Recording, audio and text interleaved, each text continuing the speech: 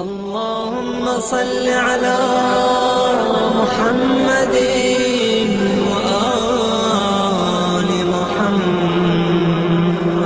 اعوذ باللہ من الشیطان اللعین الرجیم. بسم اللہ الرحمن الرحیم. رب اشرح لی صدری ویسر لی امری واحلل عقدۃ من لسانی یفقہوا قولی.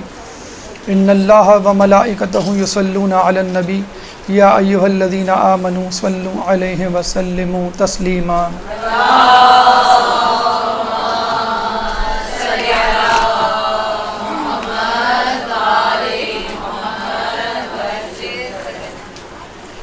جیسا کہ آپ کو معلوم ہے آج سے چند دن بعد انشاءاللہ عید قرباں عید الاضحیٰ ہمارے ساتھ ہوگی، اور اس دن ہم سنت ابراہیمی پر عمل کرتے ہوئے جانوروں کی قربانی دیں گے، اور اس کے ساتھ ساتھ حج جیسا فریضہ انجام دیا جا رہا ہوگا، جہاں پہ سنت ابراہیمی پر مشتمل مناسک کو وہ خوش نصیب لوگ انجام دے رہے ہوں گے کہ جن کے نام اللہ تعالیٰ نے اپنے لوح اور کتاب میں لکھ لیے ہیں.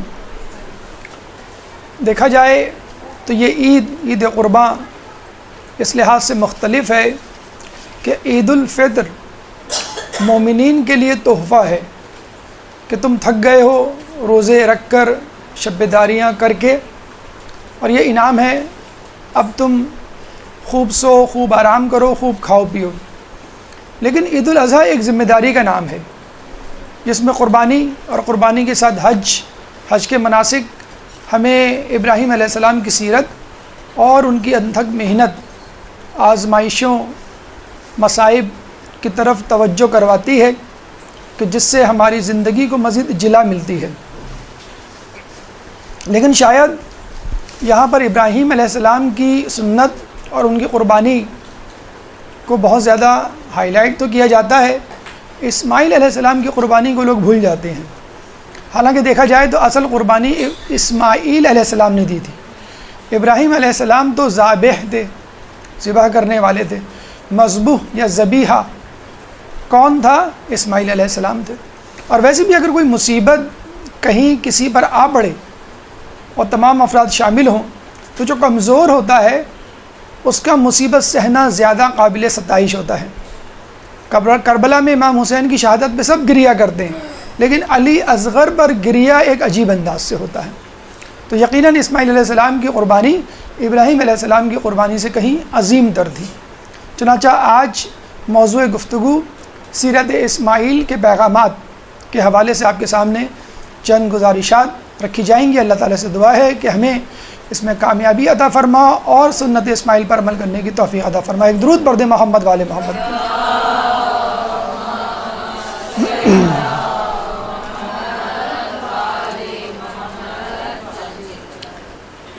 سیرت اسماعیل سیرت ابراہیم کی طرح بہت سارے عجیب غریب موڑ نشیب و فراز لیے ہوئے ہے، اور ہر موڑ ایک پیغام دیتا ہوا نظر آتا ہے.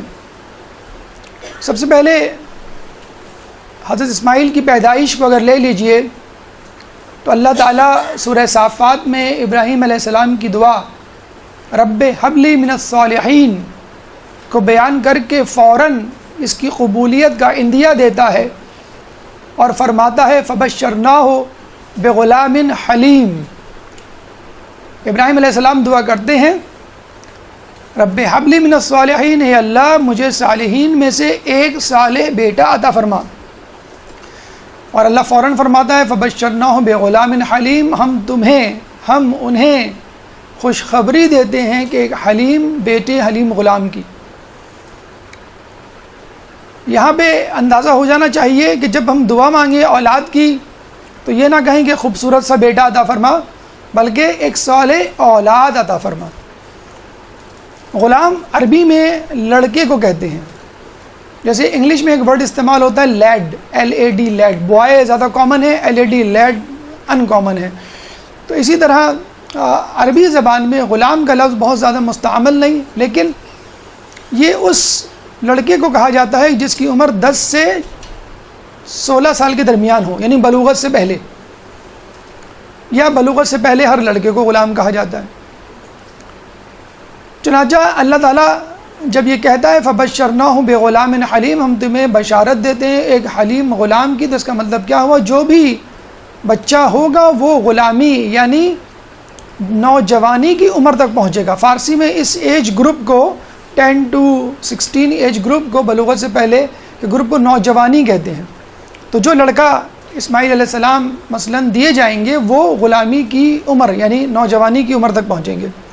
لفظ حلیم آپ کو معلوم ہے ایسے شخص کے لیے استعمال کیا جاتا ہے کہ جو اپنے غصے پر قابو رکھنے کی صلاحیت رکھے۔ لیکن حلیم کے ایک معنی یہ بھی ہے کہ ایک شخص قدرت رکھتے ہوئے کسی کام کو اس کے وقت سے پہلے انجام نہ دے۔ عموماً یہ صفت حلیم بزرگوں میں، بڑوں میں زیادہ پائی جاتی ہے، بچوں میں کم۔ آپ نے دیکھا ہوگا کہ اگر کوئی راز کی بات بتائی جائے تو بچے فوراً اگل دیتے ہیں۔ آپ برتھ ڈے کا گفٹ لے کر آئیں گھر میں کسی کے لیے اور کہیں بچے کو بیٹا بتانا مت، اور وہ برتھ ڈے سے پہلے بتا دیتا ہے۔ یا امی کہتی تھی بیٹا بتانا مت، ابو کو میں شاپنگ کرنے گئی تھی اور بیٹا جو ہے وہ بتا دیتا ہے۔ تو وقت سے پہلے اللہ کے لیے لفظ حلیم کی صفت قرآن میں کئی مرتبہ 15 مرتبہ آئی ہے، اور اللہ تعالیٰ بھی قدرت رکھنے کے باوجود کاموں کو ان سے پہلے انجام نہیں دیتا، حالانکہ دے سکتا ہے۔ مثلاً گناہ گاروں کو سزا، مہلت دیتا ہے، وہ ہم سب کو مہلت دیتا ہے کہ ہم توبہ کر لیں اور رجوع کر لیں۔ لفظ حلیم اللہ تعالیٰ کے لیے قرآن میں 15 مرتبہ آیا ہے۔ ایک مرتبہ ابراہیم علیہ السلام کے لیے، ایک مرتبہ اسماعیل علیہ السلام کے لیے، 2 مرتبہ ابراہیم علیہ السلام کے لیے، ایک مرتبہ اسماعیل اور ایک مرتبہ شعیب علیہ السلام کے لیے۔ ابراہیم علیہ السلام اور شعیب علیہ السلام کے لیے حلیم کا لفظ استعمال ہوا ہے، اور بلا شبہ ایک قدر و منزلت کی بات ہے، لیکن حضرت اسماعیل علیہ السلام کے لیے جو لفظ حلیم استعمال ہوا ہے اس کا استعمال قدر قابل ستائش تر ہے بنسبت ابراہیم اور شعیب کے، کیونکہ وہ سن و سال کے تھے، بزرگ تھے، نبی تھے، اور یہ ابھی پیدا بھی نہیں ہوئے کہ اللہ تعالیٰ نے ان کو حلیم کا لقب دے دیا کہ جو بیٹا پیدا ہوگا وہ حلیم۔ وقت سے پہلے اگر کسی کی صفت گنوا دی جائے تو اس کا مطلب ہے بدرجہ اولا اس میں موجود ہے، اور اگر اللہ گنوائے، اللہ بتلائے، تو اس کا مطلب ہے جو القاب لوگوں میں مشہور ہو جائیں ان کی ایک الگ بات ہے، اور جو لقب خود اللہ دے چاہے اس کی صفت کا ظہور نہ ہو، اس کا مطلب ہے وہ بدرجہ عدم اس میں وہ موجود ہے۔ ابراہیم علیہ السلام کو نہ صرف اسماعیل علیہ السلام جیسی اولاد عطا ہوئی بڑھاپے میں، بلکہ اسحاق علیہ السلام بھی عطا ہوئے۔ اللہ تعالیٰ نے ابراہیم علیہ السلام کے اس شکر کو سورہ ابراہیم قرآن کا 14واں سورہ آیت نمبر 39 میں اس طرح فرمایا ہے، الحمدللہ الذی وہب لی علی الکبر اسماعیل و اسحاق ان ربی لسمیع الدعاء، کہ اللہ کا شکر ہے کہ جس نے مجھے اس بزرگی میں، اس ضعیفی میں اسماعیل اور اسحاق عطا کیے، بے شک میرا رب بہت سننے والا ہے۔ یہ دونوں اولادیں ابراہیم علیہ السلام کی نہایت بڑھاپے میں حاصل ہوئی تھیں۔ ابراہیم علیہ السلام کی شادی بی بی سارہ سے 37 سال کی عمر میں، 37 ایئرس کی عمر میں ہوئی تھی۔ پیغمبر لاحج کی بیٹی تھی بی بی سارہ، نہایت متمول، مثل ختیجہ کہ ساری دولت انہوں نے ابراہیم علیہ السلام کے حوالے کر دی تھی، اور ابراہیم علیہ السلام نے ساری دولت مہمان نوازی اور لوگوں کی خدمت میں لٹا دی تھی۔ سیدنا ابراہیم کے حوالے سے جب ہم نے گفتگو کی تھی تو آپ کو بتلایا تھا کہ جب ابراہیم علیہ السلام بی بی سارہ کے ساتھ عراق سے فلسطین ہجرت کر رہے تھے تو راستے میں مصر کی حکومت بڑھی، جہاں کے بادشاہ نے بی بی سارہ کے ساتھ دست درازی کی کوشش کی، معجزاتی طور پر اس کے ہاتھ پر فالج کا حملہ ہوا 3 مرتبہ، اور وہ سمجھ گیا کہ یہ نبی ہیں اور اللہ کی مدد ان کے ساتھ ہے۔ چنانچہ اس نے معافی مانگی اور اپنی کنیز بی بی ہاجرہ کو بی بی سارہ کو ہبہ کر دیا۔ اب یہ 3 افراد ہو گئے، اور یہ تینوں افراد جو ہے وہ فلسطین میں آ کر آباد ہوئے۔ ابراہیم علیہ السلام کی عمر 98 سال تک پہنچ گئی اور ان کی کوئی اولاد نہیں ہوئی، تو انہوں نے بی بی سارہ سے کہا کہ اگر تم اپنی کنیز مجھے ہبہ کر دو اور میں اس سے شادی کر لوں تو شاید میری اولاد ہو جائے۔ تو انہوں نے اپنی کنیز بی بی ہاجرہ کو انہیں ہبہ کر دیا، اور 99 سال کی عمر میں ان کی اولاد ہوئی حضرت اسماعیل علیہ السلام۔ اسماعیل علیہ السلام کی اولاد کے بعد فطراً ابراہیم علیہ السلام کا جھکاؤ بی بی ہاجرہ کی طرف ہوا، اسماعیل علیہ السلام کے ساتھ وقت گزارنے لگے۔ بی بی سارہ ان کو رشک بھری نگاہوں سے دیکھتی، اور ابراہیم علیہ السلام سے ایک دفعہ انہوں نے کہا کہ آپ میرے لیے بھی دعا کیجئے کہ اللہ مجھے بھی اولاد دے۔ ابراہیم علیہ السلام نے ان کے لیے بھی دعا کی، اور ابراہیم علیہ السلام کو بی بی سارہ کے بطن سے اللہ تعالیٰ نے 112 سال کی عمر میں اسحاق علیہ السلام دیے۔ چنانچہ دونوں اولادیں بڑے سن و سال میں حاصل ہوئیں، لیکن اس سے ملتی جلتی مثالیں تاریخ میں موجود ہیں، اور زکریا علیہ السلام نے یوں کہہ لیجئے ابراہیم علیہ السلام کا بھی ریکارڈ توڑا۔ 120 سال کی عمر میں ان کو جو ہے وہ یحییٰ علیہ السلام عطا ہوئے، اور ان کی دعا بھی ملتی جلتی مورلیس وہی تھی جو ابراہیم کی تھی۔ جیسے ابراہیم نے کہا رب حبلی من الصالحین، یا اللہ مجھے صالحین میں سے ایک صالح بیٹا عطا کر۔ تو زکریا علیہ السلام نے کہا رب حبلی من لدنک ذریۃ طیبۃ، اے اللہ مجھے ایک اپنی ذریت، میری ذریت سے ایک پاک و پاکیزہ فرزند عطا کر۔ چنانچہ اللہ تعالیٰ نے ان کو عمران علیہ السلام کے ہم زلف تھے۔ یہ عمران علیہ السلام کی شادی حنہ سے ہوئی تھی، اور ان کی شادی زکریا علیہ السلام کی شادی اشیاء سے ہوئی تھی، اور دونوں بہت ہی متمول گھرانے کی خاتون تھی۔ عمران علیہ السلام کو اللہ تعالیٰ نے مریم عطا کی تھی، پھر زکریا علیہ السلام جب بی بی مریم کو دیکھتے تھے تو انہوں نے دعا کی تھی، تو اللہ تعالیٰ نے ان کو یحییٰ علیہ السلام عطا کیے تھے۔ تو یہاں بھی یہ پیغام ہمیں ملتا ہے کہ اللہ کی رحمت سے مایوس نہیں ہونا چاہیے۔ اللہ کے یہاں دیر ہے اندھیر نہیں۔ اور دوسری بات یہ ہے کہ اللہ تعالیٰ اگر کوئی دیر کرتا ہے کسی کام میں تو یقیناً اس میں کوئی مصلحت ہوتی ہے۔ ایک پیغام ڈرتے ڈرتے ہم یہ بھی کہہ سکتے ہیں کہ اگر اولاد نہ ہو اور واقعی کوئی جینوئن پرابلم ہو تو عورت کو اپنے شوہر کو دوسری شادی کی اجازت دے دینی چاہیے۔ اس کی حمایت میں بہت زیادہ نہیں کہیں گے، پتھراؤ کا خطرہ ہے، ایک درود پڑھ دیں محمد والی اللہم صلی علی محمد۔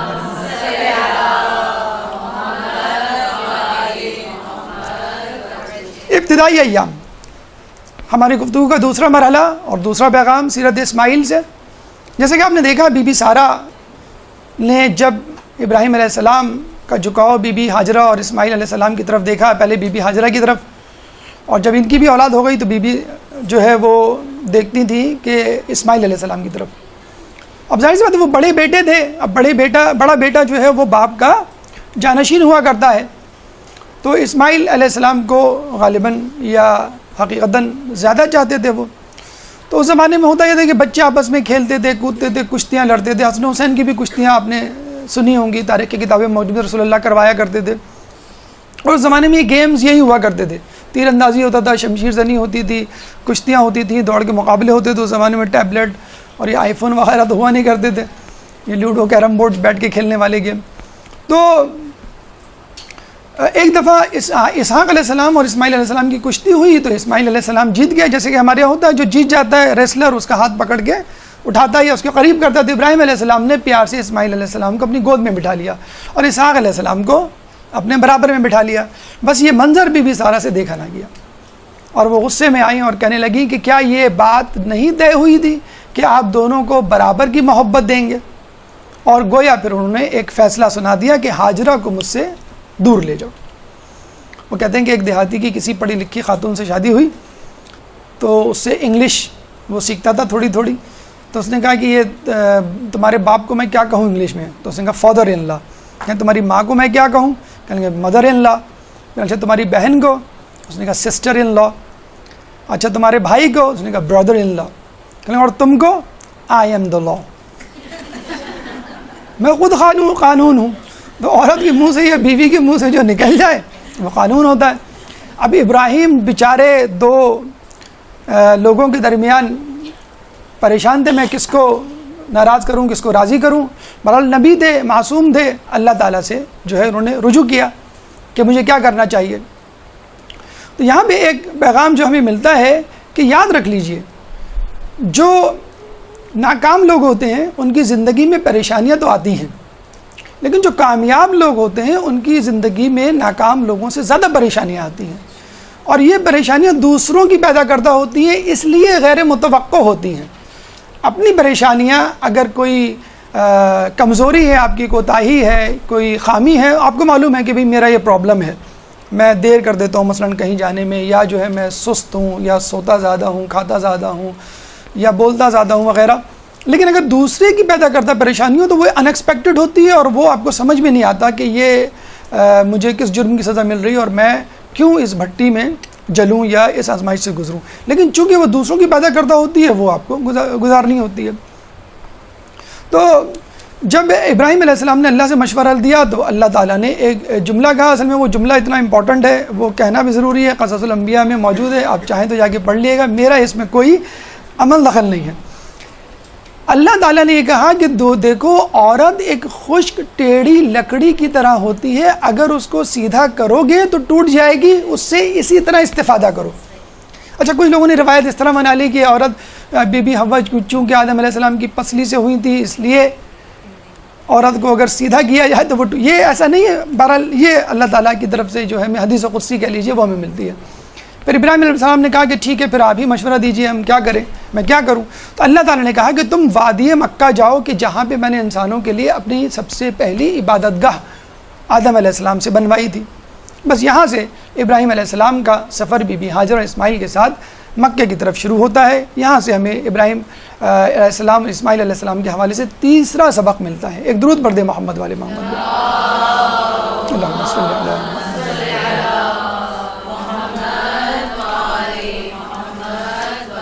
اب ابراہیم علیہ السلام بی بی ہاجرہ اور اسماعیل علیہ السلام کو لے کر مکے پہنچتے ہیں۔ جب مکے پہنچتے ہیں تو گھوپ اندھیرا، صحرا، گرمی، نہ آدم نہ آدمزاد، نہ پانی نہ سبزہ، نہ مونس و غمخوار، کچھ بھی نہیں، بس یہ تین افراد۔ ابراہیم علیہ السلام کو تو شاید کسی حد تک معرفت ہوگی، لیکن بی بی ہاجرہ کے لیے تو بالکل سب کچھ نہیں آتا۔ فلسطین جیسا علاقہ، سرسبز، شاداب، ٹھنڈا پہاڑی علاقہ، اور کہاں مکے کی تپتی ہوئی دھوپ۔ اچھا، وہاں اس وقت خانہ کعبہ موجود نہیں تھا، تو کچھ بھی نہیں تھا سمجھ لیجئے۔ زائرین حجاج اکرام، کبھی کوئی احتمال نہیں تھا کہ شاید وہ آ جائیں، کبھی وقفے سے تو کوئی بقائے حیات کا آسرا ہو جائے۔ بی بی ہاجرہ نے جب یہ دیکھا تو ابراہیم علیہ السلام کو کہا کہ آپ ہمیں کہاں چھوڑے جا رہے ہیں؟ نہ پانی ہے، نہ سبزہ ہے، نہ دودھ دینے والے حیوان ہیں، نہ کوئی غمخوار، نہ مونس، کچھ بھی تو نہیں ہے یہاں پہ۔ ابراہیم علیہ السلام نے بس ایک جملہ کہا کہ مجھے خدا نے یہ حکم دیا ہے۔ اور وہ کیا بیوی تھی، کیا شریک حیات تھی کہ اس نے ایک شکن ماتھے پہ لانا گوارا نہیں کی، اور یہ کہا کہ اگر اللہ نے کہا ہے تو اللہ ہمیں اپنے حال پہ نہیں چھوڑے گا۔ یہ بہت اہم دعا ہے جو خود رسول اللہ مانگا کرتے تھے کہ لا تکلنی الی نفسی طرفا عینا، کہ اللہ مجھے پلک جھپکتے ہوئے بھی میرے اپنے نفس پہ نہیں چھوڑنا۔ اور ہم کیا کہتے ہیں؟ امی مجھے اپنی مرضی سے پہننے دیں، ابو مجھے اپنی مرضی سے دوستیاں کرنے دیں، میں اپنی مرضی سے اسکول کا انتخاب کروں، میں اپنی مرضی سے شریک حیات کا انتخاب۔ تو یہ کیا ہے؟ اپنی مرضی یا اپنا نفس یا میں یا انا یا ایگوئزم، اس کو تو رسول اللہ نے سب سے پہلے چھوڑا کہ پلک جھپکنے کے لیے بھی بھئی آج کیا کھانا ہے، آج جو ہے وہ چکن کڑھائی کھانے کا جی چاہ رہا ہے، جی چاہنا تو ہے ہی نہیں اسلام میں۔ اللہ کیا کہتا ہے، تسلیم و رضا کیا کہتی ہے کہ آگے آپ کے سامنے کیا موجود ہے بس مجھے۔ تو یہ مغرب کا بہت بڑا سلوگن ہے اس وقت جو بچوں کو بگاڑا جا رہا ہے وہاں پر، کہ تم یہ نہ دیکھو تمہارے دوست کیا کہہ رہے ہیں، تم یہ نہ دیکھو تمہارے ماں باپ کیا کہہ رہے ہیں، بلکہ تم یہ بھی نہ دیکھو کہ اسلام یا تمہارا ریلیجن کیا کہہ رہا ہے، تم کیا کہہ رہے ہو، تمہارا جی کیا چاہ رہا ہے، جو کہ آپ کو یقین ہے نفس کو جب آپ کھلا چھوڑ دیں گے تو وہ شیطان کی چراگاہ بن جائے گا۔ بہرحال ابراہیم علیہ السلام نے جب یہ کہا تو انہوں نے لبیک کہا اور یہ کہا کہ بس مجھے یقین ہے کہ اگر اللہ کا یہ کہنا ہے، اللہ کا یہ حکم ہے، تو اللہ ہمیں اپنے حال پہ نہیں چھوڑے گا، کچھ نہ کچھ ہمارا بندوبست ہو جائے گا۔ ابراہیم علیہ السلام یوں سمجھ لیجیے نم آنکھوں سے جو ہے وہ گزرتے ہیں، اور جب ٹیلہ ذی طوا، وہ سمجھ لیں مکے کی آخری حد، جیسے کراچی کا ٹول پلازا ہے، یہاں جا کر کراچی ختم ہو جاتا ہے، اب تو سنا شاید بڑھ گیا ہے، تو وہاں جا کر انہوں نے پیچھے دیکھا اور دعا کی اللہ تعالیٰ سے، ربنا انی اسکنت من ذریتی بواد غیر ذی زرع عند بیتک المحرم۔ کیا کہا؟ ربنا انی اسکنت، اے اللہ، اے ہمارے رب، میں نے اپنی ذریت میں سے چند لوگوں کو یہاں چھوڑا، من ذریتی، کہاں پہ چھوڑا؟ بے وادن غیر ذی زرع، ایسی وادی میں جو غیر زراعت پذیر ہے، بنجر ہے۔ پھر فوراً ان کو خیال آیا، گویا ارے اللہ کا گھر بھی تو یہاں ہے، عند بیتک المحرم، تیرے محترم گھر میں۔ یعنی ایک اندیشہ انسانی ہے کہ میں آیا یہاں تو کچھ بھی نہیں، کھانے پینے کا سامان، او یاد آیا یہ تو آپ کا گھر بھی تو ہے۔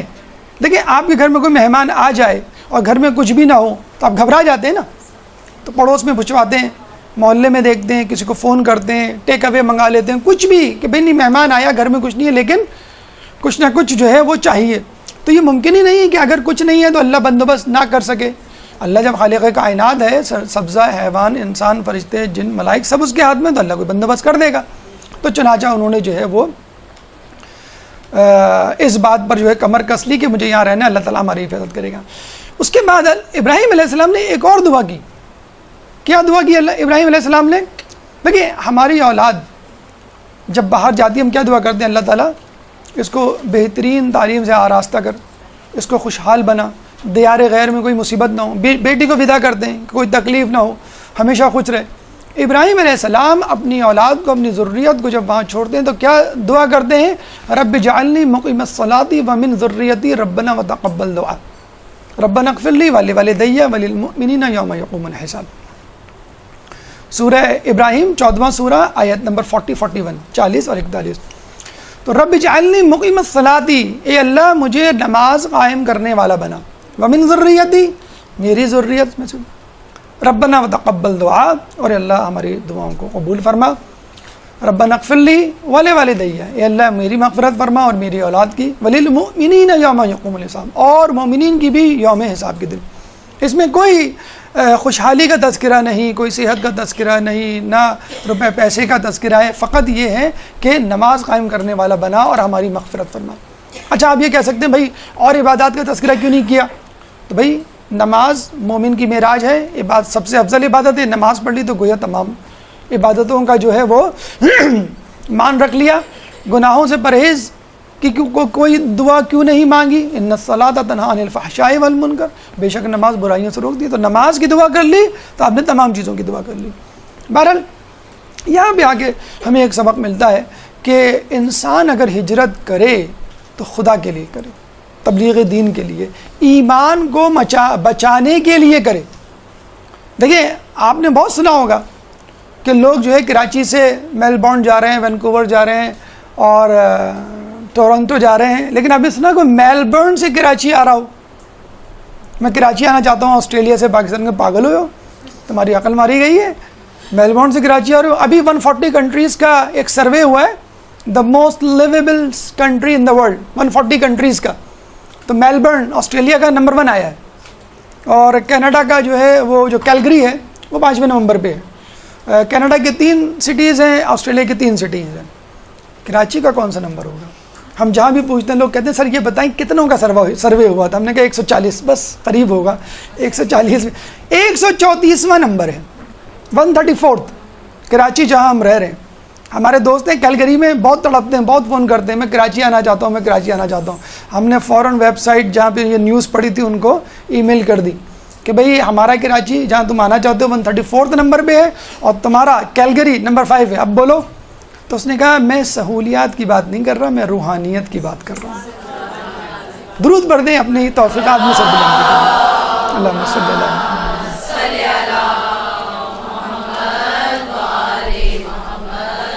یقیناً سہولیات کے اعتبار سے ہم بہت پیچھے ہیں، بہت پیچھے ہیں، اور اس میں ہمیں کوئی شرمندگی نہیں، کیونکہ اس میں ہمارا کوئی قصور نہیں ہے، ہماری گورنمنٹ کا قصور ہے۔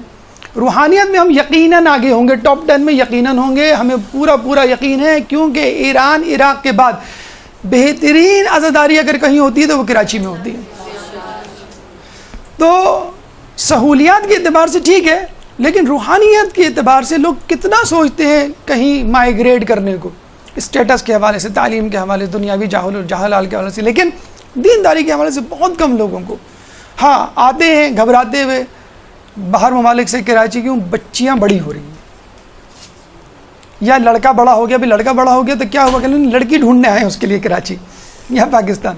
تو بہرحال روحانیت، مذہبیات اور اقدار کے حوالے سے ہم کہیں گے ہمارا کراچی، ہمارا پاکستان بہت بلندر، ہمیں اس بے فخر ہے۔ اب آئیے تیسری طرف، ابھی ان کی ابتدا تھی کن کی؟ جناب اسماعیل کی. اور آپ نے دیکھ لیا جناب اسماعیل کا جو بچپن تھا، ہم جو کہتے ہیں نا حسن و حسین نے اتنے مصائب کیسے سہے. تو کربلا جو ہے وقت کرتا ہے پرورش برسوں، حادثہ ایک دم نہیں ہوتا. ٹھیک ہے، تو کربلا میں جو حسین نے قربانی دی تھی اس کے مقدمات تھے جو ہم نے دیکھے اہل بیت میں ظلم کی صورت میں. مولا کائنات کے اوپر ظلم ہوئے، آپ بی بی سیدہ پہ ظلم ہوئے، اور اپنی آنکھوں سے دیکھے، بچپن سے دیکھے، تو ان کو عادت تھی مصائب سہنے کی. تو اسماعیل علیہ السلام نے بچپن سے مصائب اور آزمائشیں دیکھ لی تھی، اب ان کو عادت تھی مصائب سہنے کی.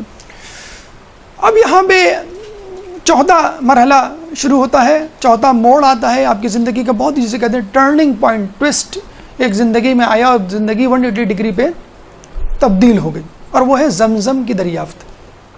صبح ہوئی، گرمی ہوئی، شدت بڑھی، حرارت ہوئی، بھوک پیاس نے آ لیا، بچہ تڑپنے لگا، اسماعیل علیہ السلام ایڑیاں رگڑنے لگے، اور بی بی ہاجرہ جو ہے وہ پانی کی تلاش میں نکلی. دیکھیں سنسان بیابان، ہمارے ہاں عورت ایک بچہ گھر میں اکیلے ہوں تو بھی پریشان ہوتے ہیں، ارے بھائی کسی کو چھوڑ جاؤ ساتھ، ہوتا ہے کہ نہیں ہوتا ہے؟ باہر جائیں تو اور بھی پریشان. ایسی جگہ نہ آدم زاد، کوئی ایک جاننے والا بھی نہیں، اور عربوں کی غیرت و حمیت تو بہت مشہور ہے. کس طرح چھوڑا ہوگا ابراہیم علیہ السلام نے، کس طرح گئے ہوں گے؟ ابھی بھی جو حج پہ گئے ہیں آپ ان سے پوچھ لیجئے، 2-3 مرتبہ فون کرتے ہیں، بچہ کیا کر رہا ہے، بچے نے کیا کھایا، بچہ اسکول گیا تھا، دیر تو نہیں ہو گئی تھی، ماسی آئی تھی، اس نے کپڑے دھوئے تھے. کتنے فون آتے ہیں روزانہ. ابراہیم علیہ السلام کیا فون، کیا SMS، کیا انٹرنیٹ، کچھ بھی تو نہیں تھا. بیچارے گدھے پہ سوار ہو کے فلسطین سے مکے آیا کرتے تھے، گاہے بگاہے وہ بھی چند لمحوں کے لیے بیٹھتے تھے اور واپس چلے جاتے تھے. بی بی سارا دیکھ رہی ہوتی تھی ٹائم کہاں گزارا، اتنے دن جانے میں لگے، اتنے دن آنے میں، اتنے دن رہ گئے. بعض اوقات تو گدھے پہ بیٹھے بیٹھے حال پوچھ کے چلے جایا کرتے تھے. یہ حالت تھی ابراہیم. یہ بھی ایک بہرحال 200 کروں کے درمیان ابراہیم علیہ السلام زندگی بہرحال ایک آزمائش. تو جناب ہاجرہ پانی کے لیے دوڑی، صفا پہ گئیں، پہاڑ پہ کھڑی ہوئی، چاروں طرف دیکھا، مروہ کے پہاڑ پہ، صفا و مروہ 2 پہاڑ ہیں. صفا صفی اللہ سے نکلا ہے، آدم علیہ السلام کا لقب، آدم علیہ السلام وہاں پر آئے تھے، نازل ہوئے تھے. اور مروہ اورا سے نکلا ہے، حوا علیہ السلام ایک روایت کے مطابق وہاں ہوئی تھی، ایک روایت کے مطابق جدہ میں، جب اس کو جدہ کہتے ہیں. تو مروہ پہاڑی کے دامن میں چمک نظر آئی، پانی ہے جیسے وہاں پہ. وہ آپ نے پڑھا ہوگا میراج یا اسراء کہ جب پانی روشنی کی شعائیں جب ریفریکٹ ہوتی ہیں ڈینسر سے لائٹر میڈیا تو ڈفلیکٹ ہوتی ہیں. جب بہت زیادہ ڈفلیکشن ہو جائے تو لائٹ اسی میڈیم میں واپس آ جاتی ہے، یعنی ریفلیکشن میں انعکاس میں تبدیل ہو جاتا ہے. تو وہاں پہ ان کو وہ چمک نظر آئی، سمجھے پانی وہ بھاگتی ہوئی گئی مروہ کے دامن میں، پانی نہیں تھا. پھر مروہ پہاڑ پہ چڑھی، چاروں طرف دیکھا تو پتہ چلا کہ صفا کے دامن میں پانی نظر آ رہا ہے. پھر وہاں بھاگی گئی، پھر لگا کہ وہاں پانی نہیں ہے. پھر صفا کی چوٹی پہ کھڑی ہوئی، چاروں طرف دیکھا، پانی نظر نہیں آیا. پھر دیکھا کہ مروہ کے پہاڑ، اس طرح 7 مرتبہ چکر لگائے. اور پھر جب اسماعیل علیہ السلام کی رونے کی آوازیں بہت زیادہ بلند ہوئیں تو بیچاری مایوس ہو کر واپس آنے لگیں. جب آئیں تو دیکھا وہاں پہ چشمہ پانی کا ابل رہا ہے. آپ نے کہا زمزم، اللہم صلی علی محمد. آپ نے کہا زمزم یعنی رک جا، اور وہ پانی ایسا جاری ہوا کہ اب تک نہیں رکا. اللہ نے کہا نہیں، میں نہیں روکوں گا اس کو، ہمیشہ جاری رکھوں، اب تک وہ زمزم جاری ہے. اچھا، اس قسم کے واقعات معجزات ہمیں دیگر افراد معصومین انبیاء کے ساتھ بھی ملتے ہیں. مولا علی ایک دفعہ جب کوفے میں گئے تو وہاں پہ انہوں نے کنواں کھودا تھا.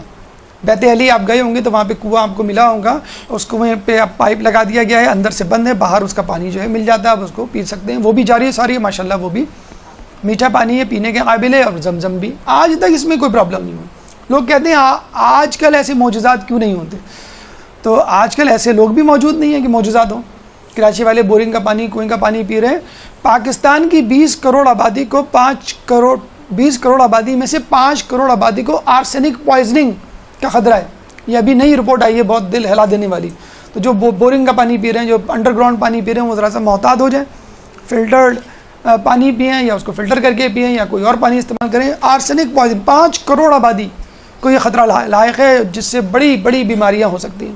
بہرحال ایک وظیفہ ہم نے سنا ہے، پڑھا نہیں ہے، لیکن بہرحال لگ یہی رہا ہے کہ کام کر جائے گا. آپ بھی استعمال کر لیجئے کہ پانی پینے سے پہلے سورہ فاتحہ کا اس پہ دم کیجئے اور اس کو خضر علیہ السلام کو ہدیہ کر دیجئے. خضر علیہ السلام کی حکومت پانی پر ہے، تو انشاءاللہ اس پانی سے آپ کو کوئی عارضہ لاحق نہیں ہوگا. ایک درود پڑھ دیں محمد والے محمد.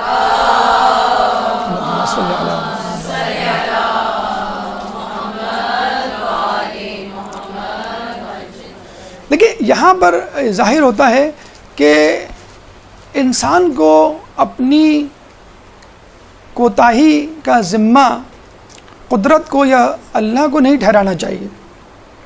میں تو عورت ہوں، میں تو لڑکی ہوں، میں کیا کر سکتی ہوں؟ میں تو بچہ ہوں، میں تو لڑکا ہوں، میں کیا کر سکتا ہوں؟ میں تو بوڑھا ہوں، بیمار ہوں، میں کیا کر سکتا ہوں؟ جوان، ارے میرے اب تو مزے لینے کے دن ہے، جوانی کے دن ہے، اس میں کیا ہے دین پر عمل کرنا؟ تو مجھے بتائیے پھر کون سا ایج گروپ ہے جو اسلام پر عمل کرے گا؟ تو عورت ٹھیک ہے آپ ہیں، لیکن لا یکلف اللہ نفسا الا وسعها، اللہ تعالیٰ کسی پر اس کی استطاعت سے زیادہ بوجھ نہیں ڈالتا. تو جتنا آپ کام کر سکتے ہیں، آپ کو تلوار لے کے جہاد میں جانے کا کوئی نہیں کہہ رہا، مدرسے آنے کا کہہ رہا ہے، اسکول کالج آنے کا کہہ رہا ہے، تبلیغات کا کہہ رہا ہے، کتاب پڑھنے کے لیے کہا جا رہا ہے، تو اس پہ تو کم از کم عمل کر لیجئے.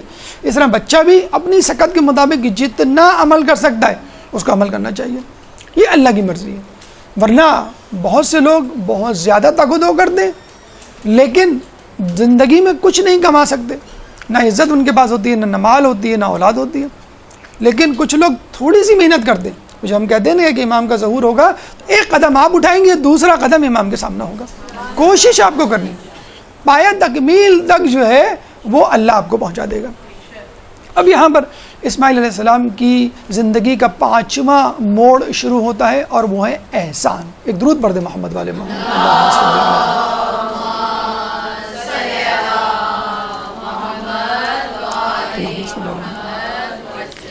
اسماعیل علیہ السلام، اچھا جب لوگوں نے دیکھا یہاں پانی ہے، پرندے آ گئے ہیں، گھیرا دار رہے ہیں اور اوپر اڑ رہے ہیں، تو لوگ پرندوں کو دیکھ کر وہاں اس جگہ پہنچ جایا کرتے تھے جہاں پہ ان کے جھنڈ ہوا کرتے تھے.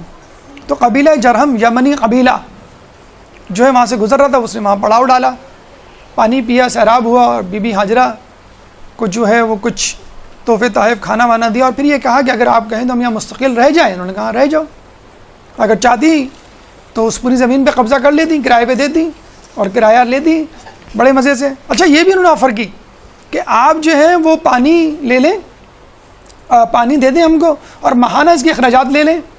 یہ بھی ایک آفر دی، بڑے آرام سے قبول کر سکتے. ہمارے یہاں 2 پراپرٹی ہوں، 2 گھر ہوں، کیا کرتے ہیں، گھر میں رہتے ہیں، گھر جو ہے کرائے پہ دے دیتے.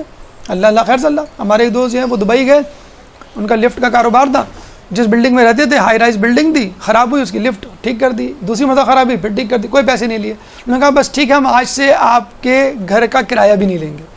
تو اب وہ دبئی میں فری رہ رہے ہیں.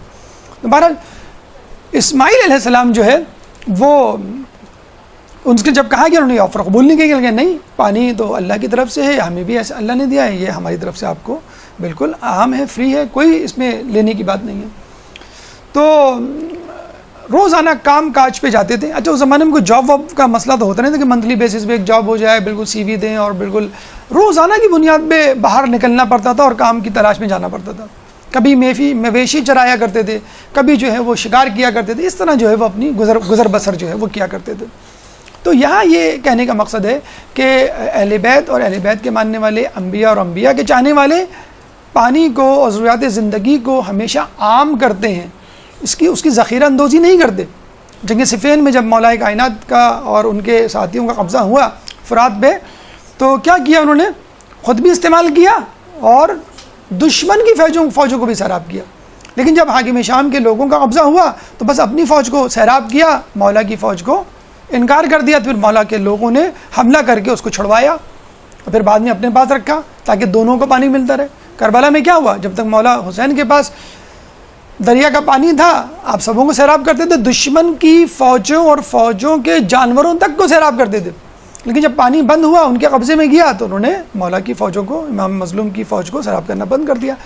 خلیفہ سویم کو جب باغیوں نے گھیرا تو پانی کس نے پہنچایا، حسن و حسین نے، مولا علی کے کہنے پر. بھیگا ہوا کپڑا جو وہ اندر پھینک دیا کرتے تھے، اس کو نچوڑ کے جو وہ پانی کے قطرے حلق میں ٹپکایا کرتے تھے، اور اس سے جو ہے ان کی سانس اور زندگی کی آس جو ہے وہ باقی تھی. لیکن یہاں پہ کیا ہو رہا ہے؟ یہاں پہ پانی پہ جھگڑا ہو رہا ہے. جو ہم دیکھتے ہیں نا کراچی 134 رینک پہ آنے کے باوجود، موسٹ کرپٹ کنٹری ہونے کے باوجود پاکستان خبروں میں رہتا ہے. کیوں خبروں میں رہتا ہے؟ یہاں پہ ہمارے پاس پانی ہے، اور پانی بھی کون سا؟ گرم پانی. کینیڈا، امریکہ، یورپ، آسٹریلیا وغیرہ کی طرح سرد پانی نہیں جو فروزن ہو جاتا ہے سردیوں میں 6 مہینے، اور پانی کے جہاز نہیں چل سکتے. یہاں کارگو شپ سال بھر چلتے ہیں کیماڑی پہ اور پورٹ قاسم میں اور گوادر میں، اس لیے امپورٹنٹ لوکیشن ہے ہماری. تو یہاں پہ جو پانی ہے اس کے لیے تگدو ہو رہی ہے. اس کے لیے رشیا آیا تھا 1970s 80s میں یہاں پر حملہ کرنے کے لیے، اور اس پانی پہ قبضہ کرنے کے لیے. آئندہ ہونے والی جنگ پانی ہی پر ہوگی. تو پانی ہمارے، اچھا چلیں یہ تو غیروں کی بات، انڈیا کی بات لے لیں مثلاً، وہ پانی بند کر دیتا ہے جب سیلاب آتا ہے تو چھوڑتا ہے، یعنی یا تو بند کرتا ہے یا پھر چھوڑ دیتا ہے کہ سیلاب آ جائے. لیکن خود ہم کیا کر رہے ہیں؟ صوبے آپس میں لڑ رہے ہیں ڈیمز بنانے پر، اور لوگ ہم کو کہہ رہے ہیں ڈیم فول. یہ لوگ اس قابل ہی نہیں ہے کہ یہ ترقی کریں.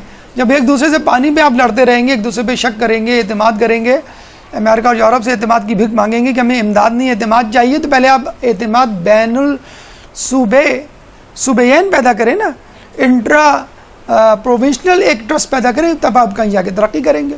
بہرحال یہ وہ احسان تھا جو اسماعیل علیہ السلام نے کیا. حل جزاء الاحسان الا الاحسان. اگر احسان کا بدلہ احسان ہے، اور وہ احسان کا بدلہ بندوں سے نہ ملے، انسانوں سے نہ ملے، یا اس پہ جس پہ کیا ہے، تو اللہ تعالیٰ اس کا احسان دیتا ہے، اور وہ اللہ تعالیٰ کے ہاں قیامت کے لیے کے دن تک کے لیے محفوظ ہے.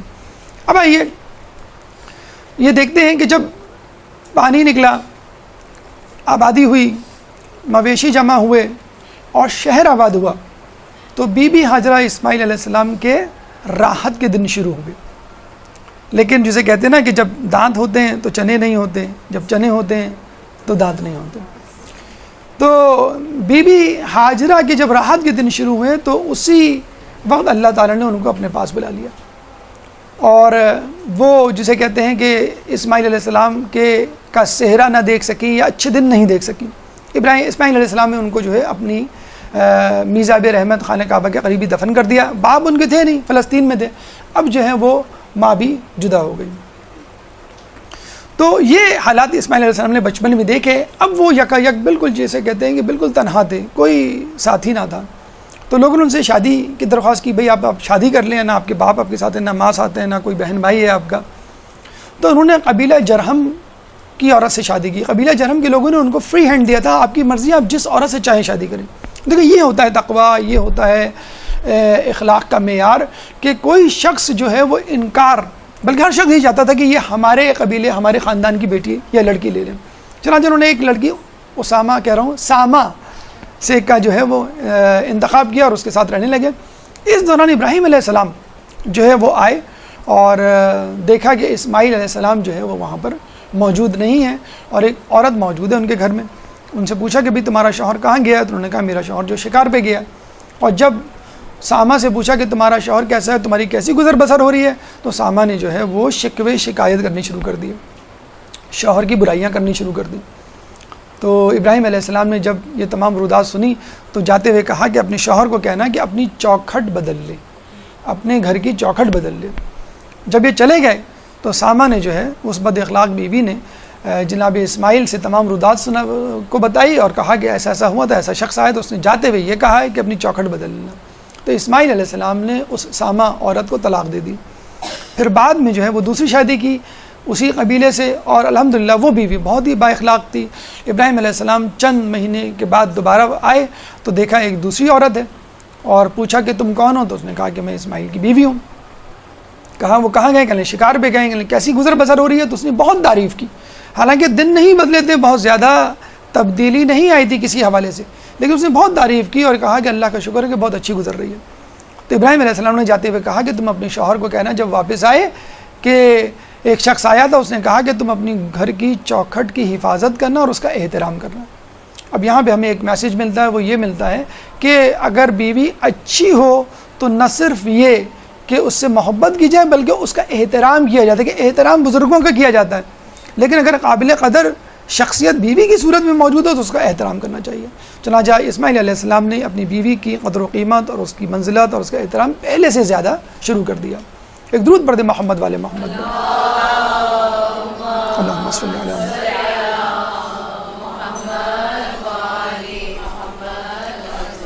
اب اللہ تعالیٰ نے ابراہیم علیہ السلام کو حکم دیا کہ تم میرے گھر کی دوبارہ تعبیر کرو، کہ جو آدم علیہ السلام نے کی تھی، اور نوح علیہ السلام کے طوفان میں کافی مخدوش ہو گیا تھا، ٹوٹ پھوٹ کا شکار ہو گیا تھا۔ چنانچہ ابراہیم علیہ السلام واپس آتے ہیں اور اسماعیل علیہ السلام سے اس گھر کی تعمیر شروع کرتے ہیں۔ اسماعیل علیہ السلام اپنے چھوٹے چھوٹے ہاتھوں سے جو ہے وہ اینٹیں اٹھا کے لاتے ہیں، اور ابراہیم علیہ السلام ان اینٹوں کو جو ہے جبرائیل علیہ السلام کی ہدایت کے مطابق جو اس وقت نازل ہوئے تھے، اور احاطہ کھینچ کے لکیر بنا کر بتلایا تھا کہ کہاں کہاں تک یہ کعبے کی حدود ہونی چاہیے۔ ابراہیم علیہ السلام نے خانہ کعبہ کی تعبیر کی۔ حجر اسود اس وقت کوہ ابو قبیس جو پہاڑ ہے صفحہ مربع سے تھوڑا سا آگے، وہاں سے وہ پتھر جو ہے اٹھا کے لائے اور خانہ کعبہ میں نصب کیا۔ اور آپ کو معلوم ہے یہ حقیقت ایک فرشتہ تھا کہ جس نے لوگوں کی گواہیوں کو، جب اللہ تعالیٰ نے تمام ارواح کو عالم ذر میں ذروں کی شکل میں جمع کیا تھا اور کہا تھا، پوچھا تھا الستو بربکم، تو لوگوں نے کہا تھا قالوا بلا شاہدنا، کیوں نہیں آپ ہمارے رب ہیں اور ہم اس کی گواہی دیتے ہیں۔ تو یہ گواہی جو ہے اللہ تعالیٰ نے ایک پرچے پہ لکھ کر اس فرشتے کے منہ میں ڈال دی تھی، اور ایک فرشتے کے منہ میں ڈال دی تھی، اور اس فرشتے کو پتھر بنا دیا تھا، اور یہ سفید رنگ کا تھا جب یہ آیا تھا۔ لوگوں کے گناہوں کی وجہ سے جو ہے یہ سیاہ رنگ میں تبدیل ہو گیا۔ بہرحال ابراہیم علیہ السلام نے اللہ کے حکم کے مطابق خانہ کعبہ کی تعمیر کی، لیکن تعمیر کے بعد بھی ان کو یہ دھڑکا لگا رہا کہ پتہ نہیں میری دعا اللہ نے قبول کی ہے کہ نہیں۔ ربنا تقبل منا انک انت السمیع العلیم، کہ اللہ میرے کام کو، میری نیت کو، میری نیکی کو قبول فرما، بے شک تو جو ہے وہ سننے والا ہے۔ یہاں ایک میسیج ہمیں یہ ملتا ہے کہ نیکی کتنی بڑی کیوں نہ ہو، چاہے توفیق کی صورت میں حاصل ہو، لیکن ایک نیکی کا دھڑکا ہونا چاہیے کہ پتہ نہیں یہ نیکی یا یہ خلوص نیت قبول ہوگا کہ نہیں۔ مولا فرماتے ہیں کہ وہ نیکی جس کے بعد تمہیں تکبر ہو، اس سے بہتر وہ گناہ ہے جس کے بعد تمہیں شرمندگی ہو۔ تو ہمیں چاہیے کہ اگر کوئی بھی نیکی کریں، چاہے کتنی بڑی نیکی ہو، کتنی تعریف کے قلابے لوگ ملا دیں، آسمان سے ملا دیں ہم کو، لیکن جو ہے ہمیں ایک دھڑکا لگا رہنا چاہیے، ایک خوف رہنا چاہیے کہ پتہ نہیں کہ اللہ تعالیٰ نے ہماری اس نیکی کو قبول کیا ہے کہ نہیں۔ اسی طرح گناہوں کے حوالے سے بھی ہمیں یہ دھڑکا لگا رہنا چاہیے، پتہ نہیں اللہ تعالیٰ نے ہمارے گناہوں کو معاف کیا ہے کہ نہیں۔ بہرحال ابراہیم علیہ السلام، اسماعیل علیہ السلام کی تعمیر کعبہ مکمل ہوئی، لیکن اللہ تعالیٰ شاید ان دونوں کا اس سے بھی بڑا امتحان لینا چاہتا تھا، اور وہ سب سے بڑا امتحان، سب سے بڑی آزمائش تھی۔ یوں کہہ لیجئے یہ تو مقدمات تھے۔ جیسے ہمارے بچے اسکول جاتے ہیں تو مس جو ہے وہ ٹیسٹ لیتی ہیں، چھوٹے چھوٹے ٹیسٹ، 1 مہینے بعد، 2 مہینے بعد، 3 مہینے بعد، پھر فائنل ایگزام سب سے آخر میں ہوتا ہے۔ تو یہ تو چھوٹے چھوٹے ٹیسٹ تھے اس فائنل ٹیسٹ میں کوالیفائی کرنے کے لیے، کہ جس کو اللہ تعالیٰ نے مختص کر رکھا تھا ابراہیم اور اسماعیل کے لیے۔ ذبح عظیم وہ تاریخ کا اسماعیل اور ابراہیم علیہ السلام کی زندگی کا وہ موڑ ہے کہ جس میں ایک بہت بڑی آزمائش، بہت بڑی مصیبت، بہت بڑی ابتلا میں دونوں کو مبتلا کیا، اور وہ دونوں کامیاب ہوئے۔ اللہ تعالیٰ نے ابراہیم علیہ السلام کو ایک خواب دکھلایا، اور اس خواب دکھلانے کے لیے ایک عجیب دن کا انتخاب کیا۔ کس دن کا انتخاب کیا؟ کہ ابراہیم علیہ السلام نے جب دیکھا کہ اسماعیل علیہ السلام شکار کھیل کے آئے ہیں، تو جب ابراہیم علیہ السلام کی نگاہ اپنے جوان گبرو بیٹے پہ پڑی تو ان کا سینہ فخر سے پھول گیا، اور وہ خوشی سے جھومنے لگے کہ میرا بیٹا کتنا بڑا، کتنا جوان ہو گیا۔ ایسا ہوتا ہے، اولاد جب بڑی ہوتی ہے تو اب کتنی خوشی ہوتی ہے اس کو دیکھ کے۔ جس دن انہوں نے اسماعیل علیہ السلام کو اس نظر سے دیکھا، شفقت پدری جو ہے وہ جوش میں آئی، اللہ نے اسی دن، اسی رات ان کو خواب دکھلا دیا کہ میں اپنے بیٹے اسماعیل کو ذبح کر رہا ہوں۔ 8 ذی الحج کا دن تھا جب انہوں نے یہ خواب دیکھا، پریشان ہوئے کہ یہ کیسا خواب ہے۔ دوسرے دن، اسی لیے اس کو یوم تربیہ کہا جاتا ہے، دوسرے دن یعنی 9 ذی الحج کو پھر دوبارہ یہ خواب دیکھا۔ اب ان کو معرفت ہو گئی کہ ہاں اللہ تعالیٰ مجھ سے کچھ چاہتا ہے۔ اس دن کو یوم عرفات کہا جاتا ہے۔ تیسرے دن خواب دیکھا تو انہوں نے یہ تہیہ کر لیا، فیصلہ کر لیا کہ اب میں جو ہوں وہ اپنے بیٹے اسماعیل کو ذبح کروں گا۔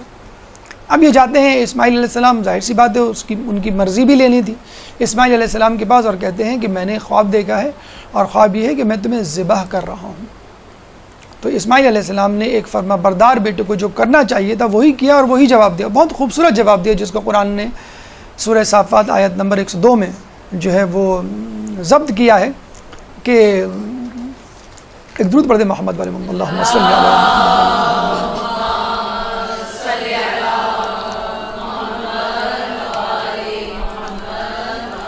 قال یا ابت افعل ما تؤمر ستجدنی ان شاء اللہ من الصابرین۔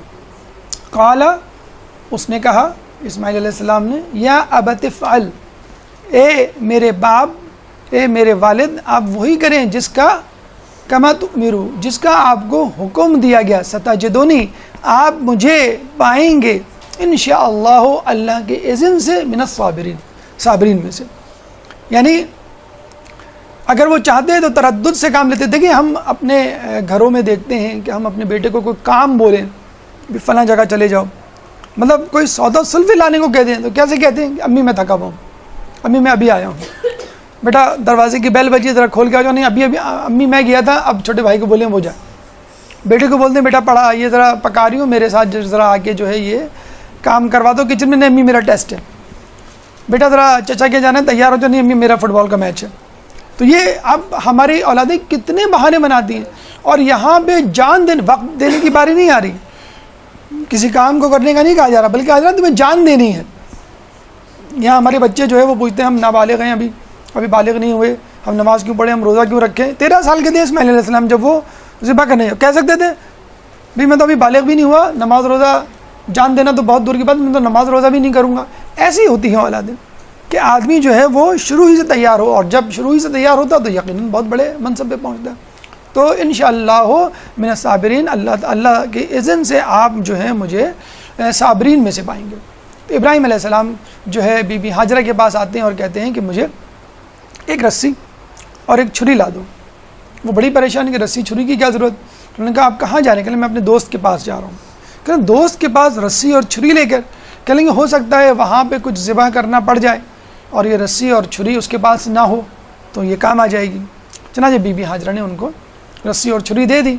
ابھی جب یہ دے کے نکلے تو شیطان نے، جیسے کہ اس نے دعویٰ کیا ہے، وعدہ کیا ہے اللہ سے کہ میں تیری صراط مستقیم پہ بیٹھوں گا، تو سب سے پہلے وہ بی بی ہاجرہ کو بہکانے کے لیے آیا اور کہا کہ تمہارا شوہر جو ہے وہ کیا کام کرنے جا رہا ہے، اپنے بیٹے کو قتل کرنے جا رہا ہے۔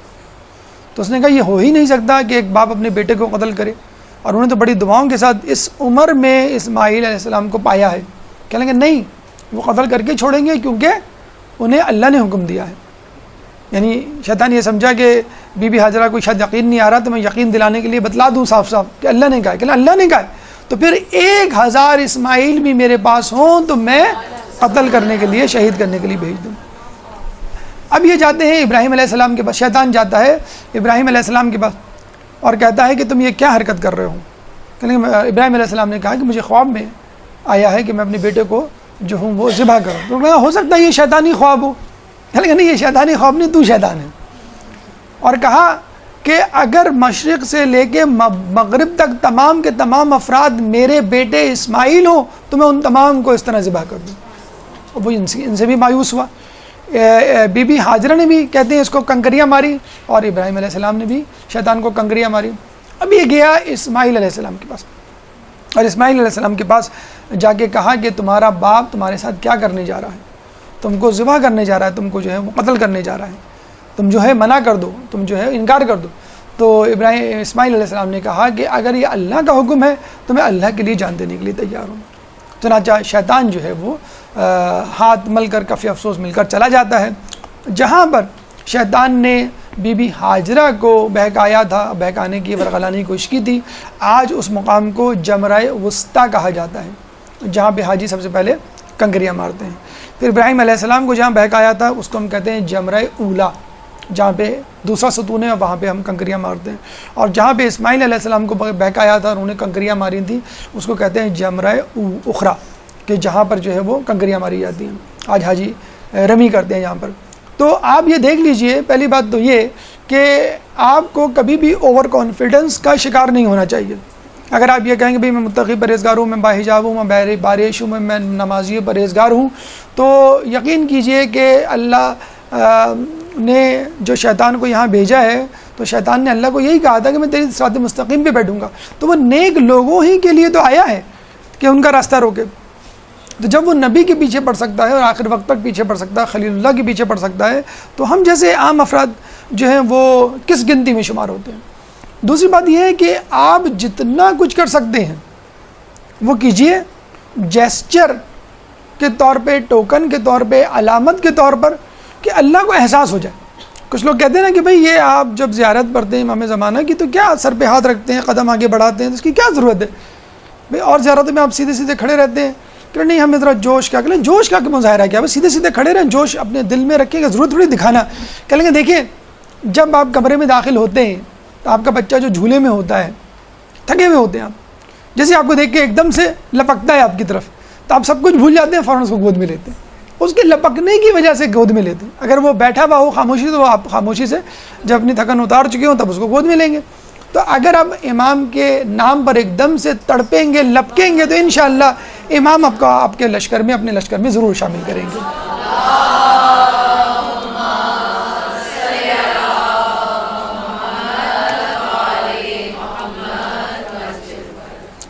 تو شیطان جو ہے یہاں سے ناکام و نامراد چلا گیا۔ یہاں پہ آخری گفتگو کا آخری مرحلہ اسماعیل علیہ السلام کی وصیت۔ کیا وصیت دی؟ اور وہ لمحات اپنے ذہن میں رکھیے کہ جب اسماعیل علیہ السلام ابراہیم علیہ السلام کے ساتھ جا رہے ہیں، بیٹا باپ کے ساتھ جا رہا ہے، بیٹا ذبح ہونے جا رہا ہے، بیٹے کو موت آنی ہے، اس کی روح اس کے جسم سے پرواز کرنی ہے، کچھ لمحوں بعد وہ اس دنیا میں نہیں رہے گا۔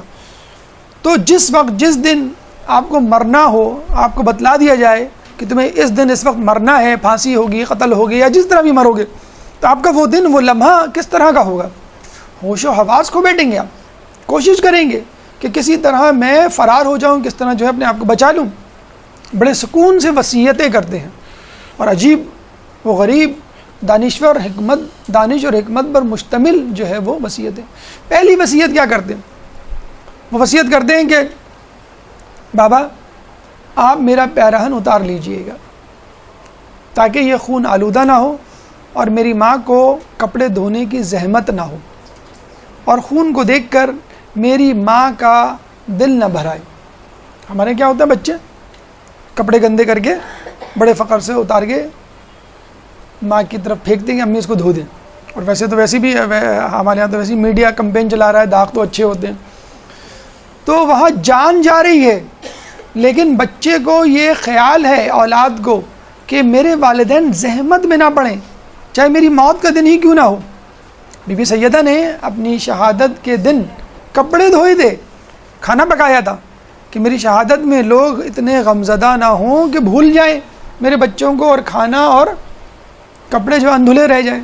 تو یہ ہے طریقہ کار انبیاء کا، ائمہ کا، معصومین کا، کہ اپنی موت کے دن بھی ان کو گوارا نہیں ہے کہ وہ جو ہے کسی کو تکلیف دیں۔ ابو ذر غفاری اہل بیت کے ماننے والے، جس دن ان کا انتقال ہونا تھا، اپنی بیٹی کو کیا کہا تھا کہ جو ایک بکری ہے، واحد ایک بکری تھی ان کے پاس، کہ عراق سے کچھ لوگ آئیں گے، یہاں سے گزریں گے، وہ مجھے دفنائیں گے، جو لوگ مجھے دفنائیں اس بکری کو ذبح کر کے ان کو کھلا دینا۔ تو لوگ جاتے جاتے بھی جو ہے لوگوں پہ احسان کر کے جاتے ہیں۔ انہوں نے کہا کہ میرا پیراہن اتار لیجئے گا، خون آلودہ نہ ہو، اور اس کو دیکھ کے میری ماں کا دل نہ بھرے، پھر مجھے اپنا پیراہن پہنا دیجئے گا کہ جس کی خوشبو سے میرے اندر ایک اعتماد پیدا ہو اور میں آسانی کے ساتھ جو ہو موت کو اپنے گلے لگا سکوں۔ اچھا، یہ خوشبو اور قوت شامہ کا بہت تذکرہ آپ نے سنا ہوگا۔ یعقوب علیہ السلام نے کیا کہا تھا کہ مجھے یوسف کی خوشبو آ رہی ہے، پتہ چلا کہ یوسف کا کرتا آیا تھا۔ حدیث قصہ میں پڑھتے نا کہ مجھے بابا کی خوشبو آ رہی ہے، بابا جو ہے وہ قصہ میں بیٹھے، مجھے نانا کی خوشبو آ رہی ہے، نانا جو ہے۔ تو قوت شامہ انبیاء ائمہ کی بہت تیز ہوتی ہے، عام انسانوں کی بہت کم ہوتی ہے۔ میڈیکل فزیولوجی میں سب سے زیادہ لیسٹ ڈیولپڈ سینس قوت شامہ کو کہا جاتا ہے، یعنی اسمیل سینس کو۔ بہرحال انہوں نے کہا تھا کہ اپنا کرتا مجھے دے دیجیے گا تاکہ میں اس کی خوشبو سونگھ کر آسانی سے اللہ تعالیٰ کو اپنی جان دے سکوں۔ تیسری انہوں نے وصیت کیا کی تھی کہ میرے ہاتھ پیر اچھی طرح کس کے باندھیے گا کہ میں تڑپوں نہ اور آپ کے دل میں رحم نہ آئے۔ آپ نے فقہی مسائل کے ضمن میں پڑھا ہوگا کہ جب آپ اونٹ کو نہر کرتے ہیں تو آگے کے دونوں پاؤں باندھتے ہیں، دوسرے پچھلے دو بندھے رہتے ہیں۔ گائے کو ہم ذبح کرتے ہیں تو چاروں ٹانگیں بندھی ہوئی ہوتی ہیں، دم کھلی ہوئی رہنی چاہیے۔ بکری کو ہم ذبح کرتے ہیں تو ایک ٹانگ کہتے ہیں اس کی کھلی رہنی چاہیے، دو ٹانگ یا دو ٹانگیں کھلی رہنی چاہیے تاکہ وہ تڑپ سکے. یہاں یہ کہہ رہے ہیں میں تڑپ بھی نہ سکوں. جسے کہتے ہیں نا کہ آدمی پہ تکلیف اور گریا بھی نہ کرے، آدمی کی جان نکل رہی ہے وہ تڑپے بھی نہ، کہ میں تڑپوں گا تو آپ کو تکلیف ہوگی. چوتھی وصیت وہ کیا کرتے ہیں کہ مجھے منہ کے بل یعنی سجدے کی حالت میں ذبح کیجیے گا، کہ اگر میں نے آپ کو دیکھا تو جو ہے مجھ سے صبر نہیں ہوگا، یا آپ نے مجھے دیکھا آپ سے صبر نہیں ہوگا. اس کے بعد وہ یہ کہتے ہیں کہ مجھے جس چھری سے ذبح کیجیے گا وہ تیز ہونی چاہیے، لیکن یہ دیکھیے ذرا آہستہ آہستہ ذبح کیجیے گا تاکہ میں موت کی لذت کا لطف محسوس کر سکوں، ایک دم سے نہیں، مزے لے لے کر میں جو ہوں اس دنیا سے رخصت ہوں. اور یہ دیکھیے گا کہ آج کے دن آپ میری ماں کے پاس مت جائیے گا کہ اس کو فراق محسوس ہو اور اس کو پریشانی ہو، پھر کچھ دنوں بعد جائیے گا تاکہ اس کے دل میں ایک دھڑکا پیدا ہو کہ کچھ ہو تو نہیں گیا. پھر آپ جب خبر سنائیں گے تو وہ خبر سننے کی حالت میں ہوں گی. اور میرا کرتا ان کو دے دیجیے گا کہ کبھی میری یاد آئے تو اس کرتے کو دیکھ لیں. آج کل بھی ہم یہی کرتے ہیں، کسی کو کوئی بیڈ نیوز سنانی ہو ایک دم سے نہیں سناتے. ہم کیا کہتے ہیں کہ بھئی ان کا ایکسیڈنٹ ہو گیا ہے، بھئی وہ ہاسپٹل میں ہے، بھئی وہ آئی سی یو میں ان کو ایڈمٹ کر لیا گیا ہے، نہیں وہ اب وینٹیلیٹر پہ آ گئے، بھئی ہم سب کو جانا ہے اس لیے وہ بھی چلے گا. یہ ہوتا ہے نا، یہ اسی کرونالوجیکل آرڈر میں ہم انٹینسٹی وائز سنا رہے ہوتے ہیں. تو یہ وہی سائیکی ہے کہ میری ماں کو ایک دم سے مت بتلائیے گا. ابراہیم علیہ السلام جو ہے آپ کی تمام وصیتوں پہ عمل کرتے ہیں اور ان کو اسی طرح باندھتے ہیں اور اسی طرح لٹاتے ہیں اور ذبح کرنا شروع کرتے ہیں. کہتے ہیں کہ ابراہیم علیہ السلام ذبح کر رہے ہیں اور اسماعیل علیہ السلام ذبح ہو کے نہیں دے رہے. کافی دیر تک ذبح کرتے رہے، لیکن اب آپ دیکھ لیجئے کہ ایک لڑکا، ایک انسان جس کے گلے پہ چھری چل رہی ہو اور چلتی چلی جا رہی ہو اور وہ ذبح نہ رہا ہو، اس کی کیا حالت ہوگی. یا کم از کم وہ یہ کہہ سکتا ہے کہ چلو اچھا ہوا، جان چھوٹ گئی، میں یہاں سے بھاگوں، میں یہاں سے جاؤں، اللہ کو قربانی نہیں چاہیے. انہوں نے کیا کہا ابراہیم علیہ السلام کو کہ آپ مجھے ذبح نہ کریں، نہر کریں. نہر کیسے کرتے ہیں؟ آپ کو معلوم ہے، اونٹ کو کھڑا کر کے اس کی گردن پہ چھرے کی، تلوار کی یا چاقو کی نوک مارتے ہیں، کیونکہ اگر چھری یا تلوار یا نیزہ جو بھی ہے وہ اگر اس کے کنارے شارپ نہیں ہے، نوک تو شارپ ہوگی. تو ابراہیم علیہ السلام نے چھری کی، خنجر کی نوک اسماعیل علیہ السلام کی گردن پہ، ان کے گلے پہ ماری. اس کے باوجود کچھ اثر نہیں ہوا. غصے میں اس چھری کو پھینکا اور غصے میں کہا کہ اے چھری تم اپنا کام کیوں نہیں کرتی. تو چھری کے اندر سے آواز آئی کہ خلیل کہہ رہا ہے کاٹو اور جلیل کہہ رہا ہے کہ نہ کاٹو. تو یہ کیسے ممکن ہے کہ اللہ تعالیٰ ایک کام کا منع کرے اور میں اس کام کو کر دوں. چنانچہ ندائے غیبی سے آواز آئی، اور جس کو ہم قرآن میں بھی پڑھتے ہیں صدقت الرؤیا انا کذالک نجزی المحسنین، کہ اے ابراہیم تم نے اپنا خواب سچ کر دکھایا. اور پھر اللہ فرماتے ہیں وَفَدَيْنَاهُ ذِبْحٍ عَظِيمٍ، اور ہم نے اس ذبح عظیم کا فدیہ دیا، یعنی فدیہ دے کر چھڑوا لیا.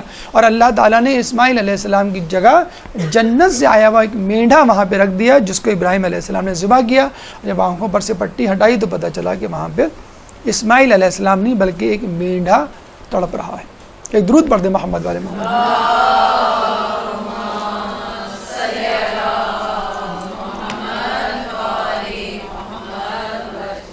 یہاں پر آ کر ہم ابراہیم علیہ السلام کو مخاطب کر کے کہیں گے ابراہیم، جس علی کے شیعہ ہونے پر تم نے فخر کیا تھا، اس علی کے بیٹے اور اس کے بیٹے کے بیٹے نے کربلا میں جو قربانی دی، اگر تم دیکھ لیتے اش کر اٹھتے.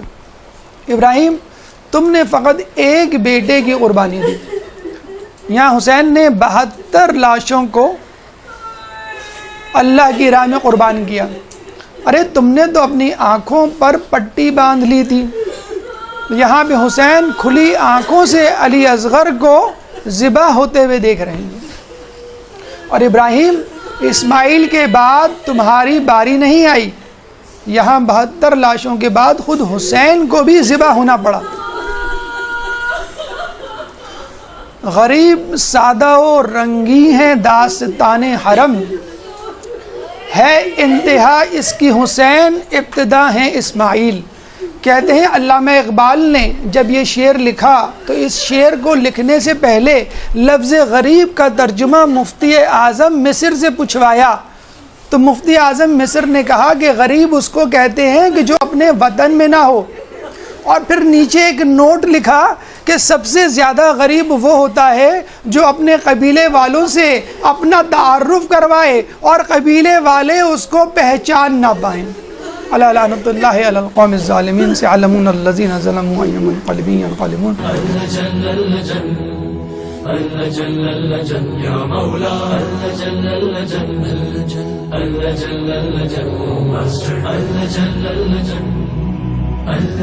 يا صاحب السماء